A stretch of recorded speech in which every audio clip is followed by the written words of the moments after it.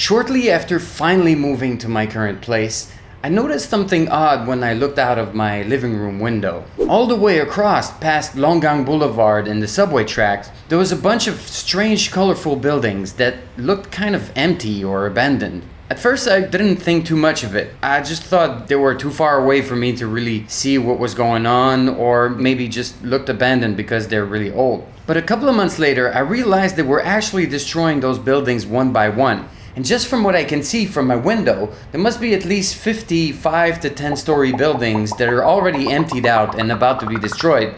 And I bet there will be even more in the coming months. And this is fairly common in China these days, especially in big cities like Shanghai, Beijing, Shenzhen, Guangzhou. They will destroy old neighborhoods in order to build something that's new, modern, and sophisticated. And when I'm talking about old neighborhoods, I'm not talking about from hundreds of years ago. I'm talking about buildings that were built maybe 20 or 30 years ago. They just look very old because most likely the building materials they were using back then, when China was much poorer, were probably not of the best quality. And you combine this with years of poor maintenance and this is what you get. So I thought I'd go take a closer look and see what the situation is like, and maybe try and find more information about what they're planning to do over there. Are there still people living there? How do they handle the situation? But mostly I'm curious to see what it looks like. So I went over there with a friend of mine who could help me translate and communicate with people if the opportunity came up.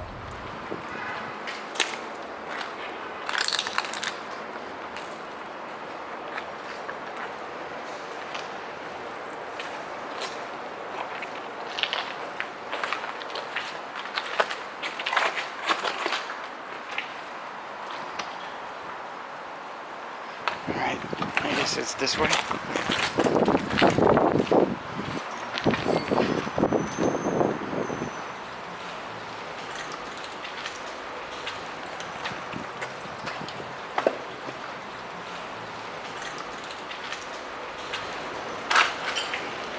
Ugh.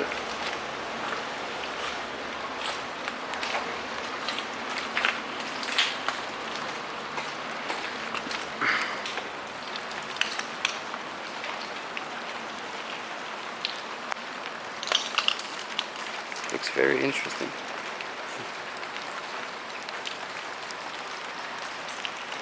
That symbol here means they will destroy? Yeah. The first thing that really struck me is how lively the neighborhood still is.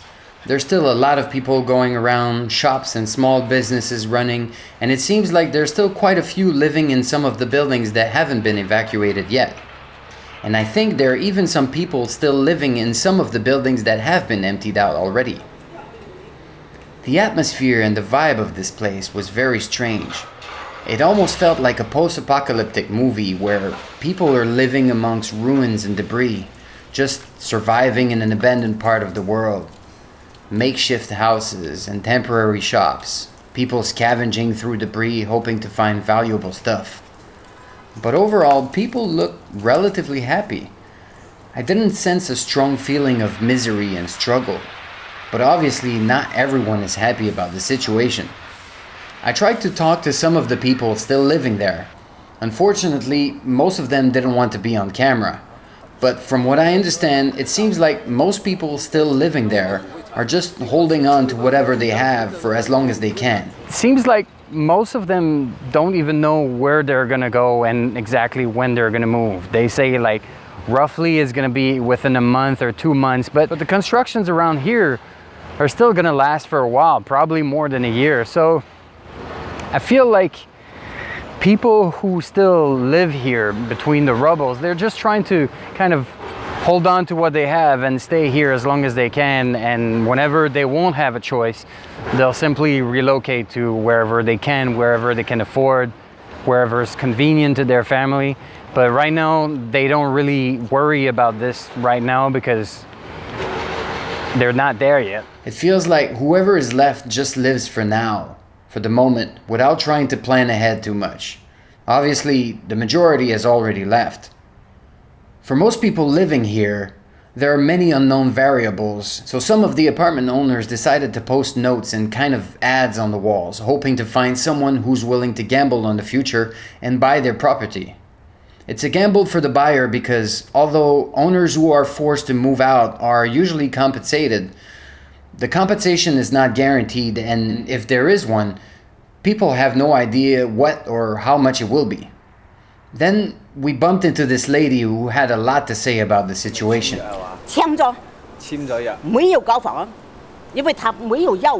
Unlike most people who refuse to be on camera, this one seemed to want the camera. She was quite upset about the situation.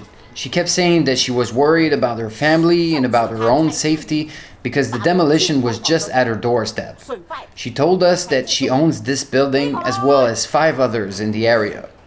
Apparently she's been living there for 35 years and her family has owned property around there for even longer. Usually the government is reasonably compensating families that have to relocate due to reconstruction, like what's happening here.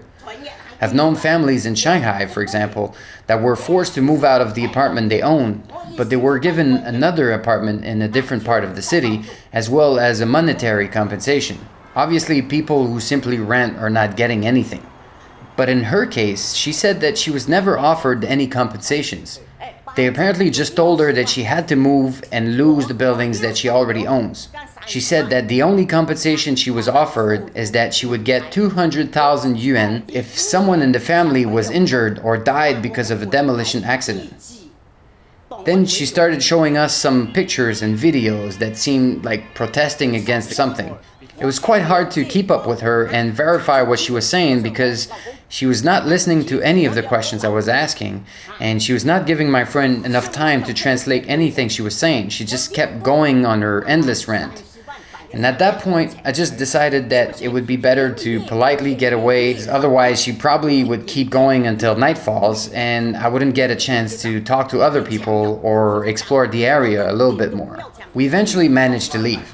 And then we met this construction worker who was taking a short break. He told us that the demolition actually started in March of last year, in 2017. And he didn't know how much longer it will take to demolish everything and build a new area. He was just happy to have a lot of work guaranteed ahead. Based on how long it took to destroy what they already have, there should be at least another year or 2 and probably even more before they're actually done.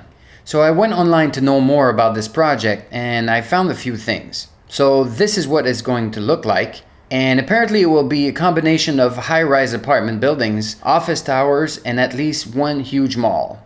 I guess it was inevitable since the area is located right next to Shenzhen East Railway Station, as well as the crossing of 2 subway lines. So it makes the area very valuable, and most of the buildings around here are quite old. And based on the pictures I found online, it seems like they will pretty much destroy the whole area. However, some people living there told me that they will preserve this small temple dedicated to their ancestors, as well as some old house. But based on the condition of this old house, I have the feeling they will probably destroy it too. But the temple is still in a very good condition. I wandered around this surreal area a bit more.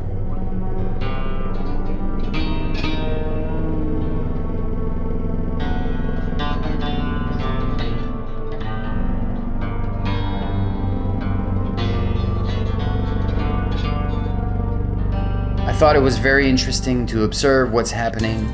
Everybody seems to go about their own little things. A lot of people are going through abandoned apartments, hoping to find old air conditioning units, washing machines, and other electrical devices they could eventually resell or extract valuable components from. Street vendors are setting up their little stand at the end of the day to sell snacks and other little things to the few remaining people coming back from work. Some people are just wandering around like me, watching the place being torn down.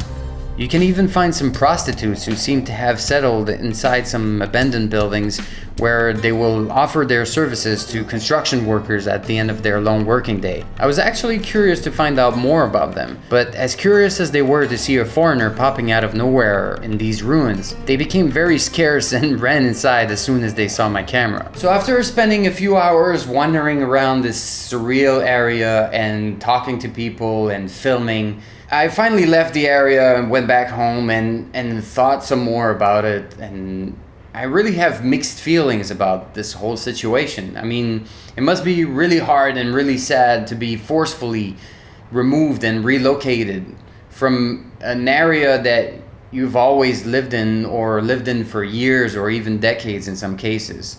So that part I felt was really sad.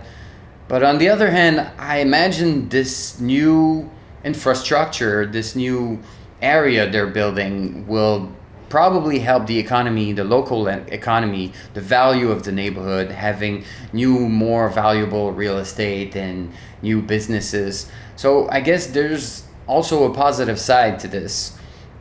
I'd be curious to know how you feel about the whole situation, how you feel about those images. So feel free to let me know in the comment section below. It's always interesting to get your feedback. And on this note, I will let you go on a time lapse that I captured at night from my living room window. I think it's very interesting because you really distinguish the area from the rest because of the lack of lights in the building windows. And yeah, I find this site very interesting. I almost look at it every day. All right, I'll catch you later.